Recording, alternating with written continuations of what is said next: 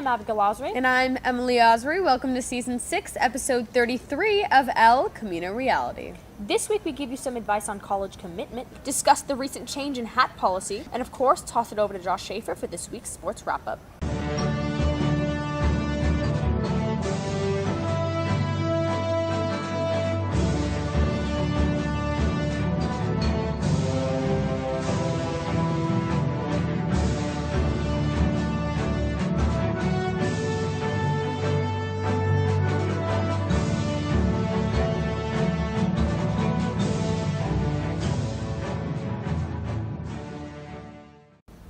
Not too long ago, we did a segment on college acceptance. And now that the commitment deadlines have passed, Roni Aziza, Gary Galenjian, and Manisha Kaur asked some seniors and the college office for some advice on committing to college. It's time for seniors to commit to college. Here's more on how they did it.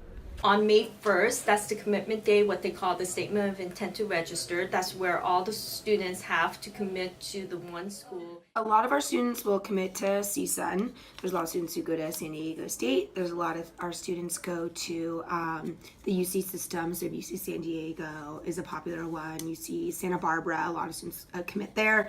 UCLA and UC Berkeley. Those are probably the top schools. I got into CSUN and I also committed there. It's close to home. Tuition isn't too expensive, and it's a really nice campus. They just started renovating it, and it's really pretty.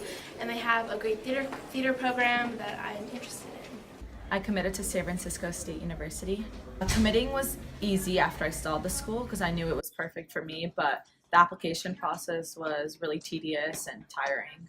Good luck to the seniors that committed to college. For El Camino Reality, this is Gary Galenjian. For years, the hat policy has been strongly enforced here at El Camino. But as of recently, the policy has been repealed. Sebastian Lee, Keegan Sly, and Isabella Balby tell you more. El Camino's long-withstanding ban against any non-ECR hats recently came to an end. We've been discussing it for a long time to try it out. There was no physical altercations. It didn't have anything to do with that. There were students that actually we were having discussions with.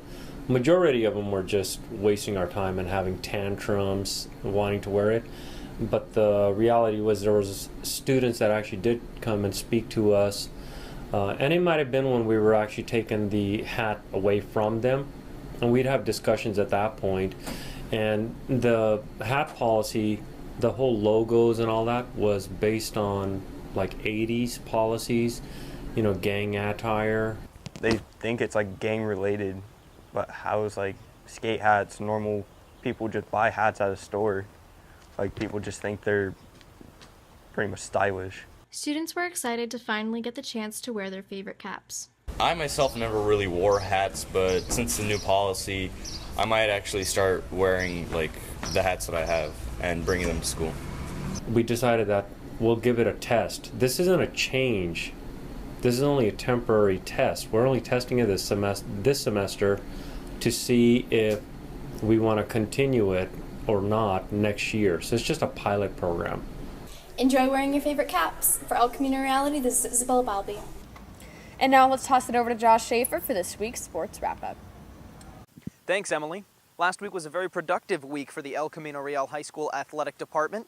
The ECR girls varsity softball team defeated Eagle Rock in the first round of the LA City Section Division I playoffs by a final score of 10-0. Emma Jackson threw 6 shutout innings for the Conquistadors, had 8 strikeouts, and allowed only 2 hits in the victory. Gabby Jimenez and Maddie Gilmore each had 3 RBIs on 2 hits for the Conquistadors. Staying on the topic of softball, 4 former ECR softball players have advanced with their teams to the NCAA postseason.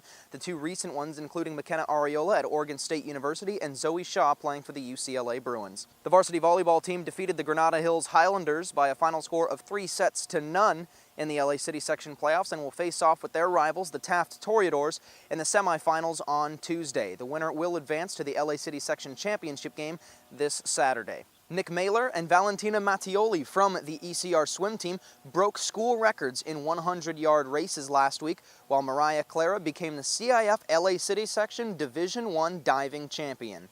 ECR track and field teams stole the show at the West Valley League Finals. Individual winners were Anthony Cascio, Justin Hazel, Paige Johnson, Ellie Puraskari, Kalani Harris, Brittany Toney, Emily Johnson, Mandeep Chase, An Dang, and Naya Boardingham.